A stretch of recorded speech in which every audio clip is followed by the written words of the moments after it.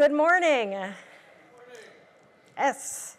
My name is Eden Medina, and I'm the head of the MIT program in Science, Technology, and Society. And it is my pleasure to welcome you to the symposium, Existential Risk, Emerging Technology and Democracy, the Cambridge Recombinant DNA Debate 50 Years On.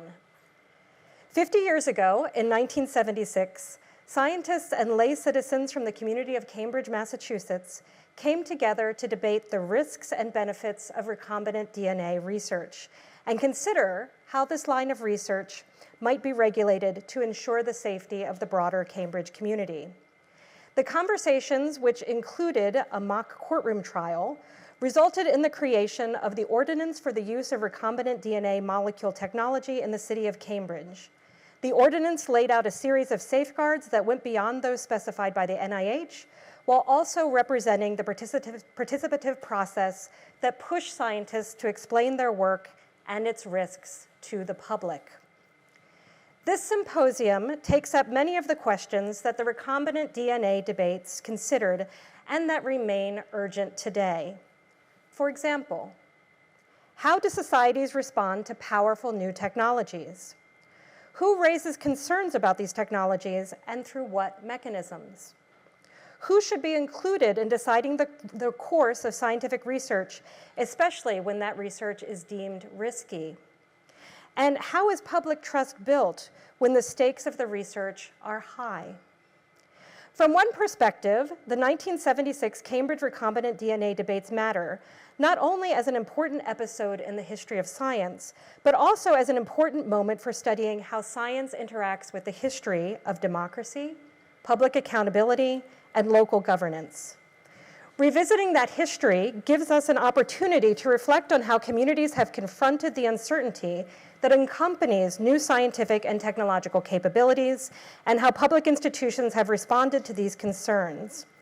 Indeed, as the program for this symposium shows, it is easy to make the leap between the concerns raised by the recombinant DNA debates of the 1970s and the concerns that are now being raised today in the age of AI. This symposium is presented in conjunction with Central Square Theater's production of No Recombination Without Representation. And I want to acknowledge this wonderful collaboration with Central Square Theater, and especially the work of director Deborah Wise and playwright Patrick Gambridge. Performance and storytelling bring another dimension to public engagements with this history and help make its questions newly vivid for audiences today.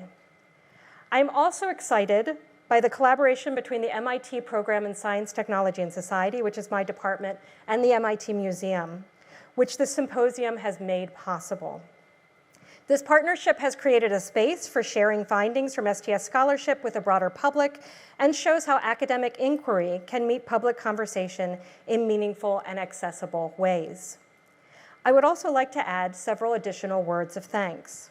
First, to Robin Scheffler and to Luis Campos for their intellectual leadership and for helping to shape both the symposium and the theatrical performance.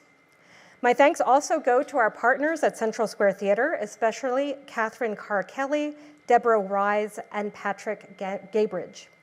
I also want to thank the MIT Museum team, including Michael John Gorman, Keelan Caldwell, Flory Pieri, and Kate Silverman-Wilson for their work in making this event possible.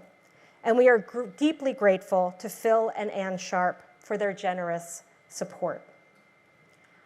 I hope today's conversation will encourage reflection not only on a pivotal moment in Cambridge history, but also on the broader questions that societies continue to face as new technologies emerge.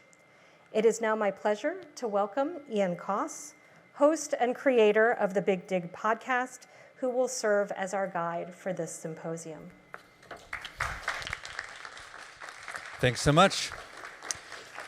Ian Coss. I host a show called The Big Dig. If you know anything about my work, you know that I'm not a scientist, but I am somebody who appreciates history. I appreciate stories.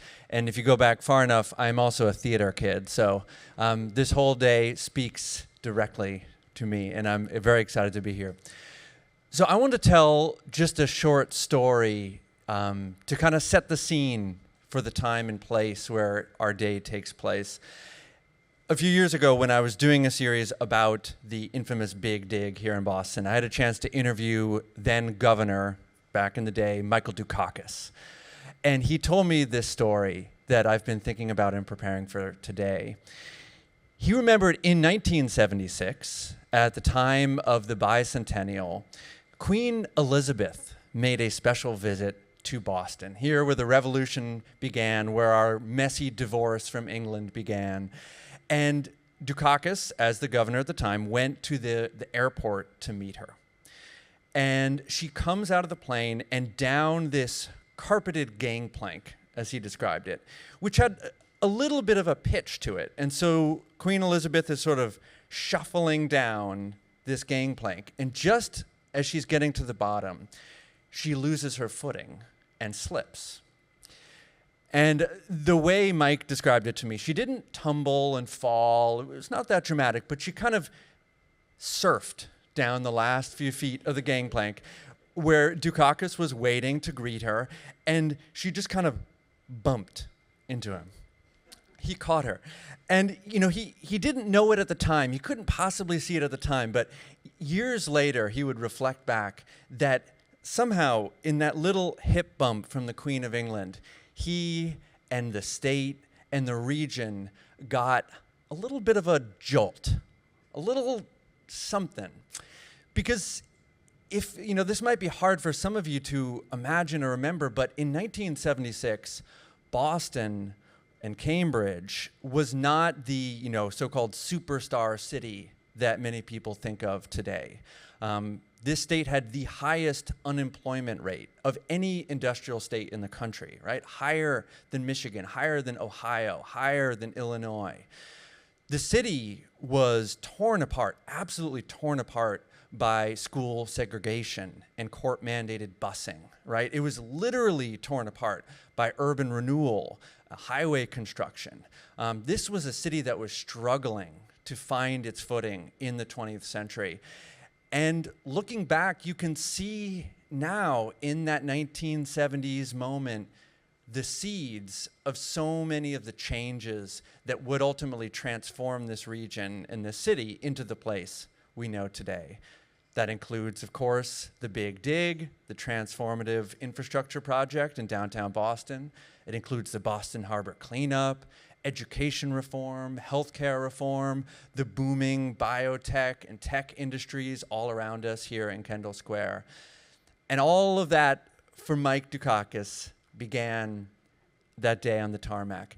Now, I recognize as a storyteller and somebody who appreciates history that I am making entirely too much of this one hip bump from the Queen of England.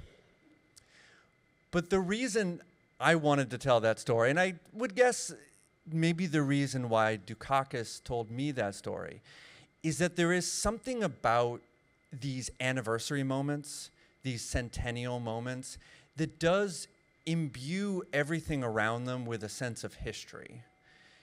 That these occurrences that on any other year and any other date might seem like randomness or just coincidence somehow have the weight of symbols and signs and omens. And so it feels entirely appropriate that here we are in another one of those moments when I think, like 1976, we are seeing events of our time, not just as of our time, but as part of a much larger continuum. And our usual myopic 24-hour or maybe 10-minute or 5-second news cycle is momentarily expanded to take in just a larger sweep of time.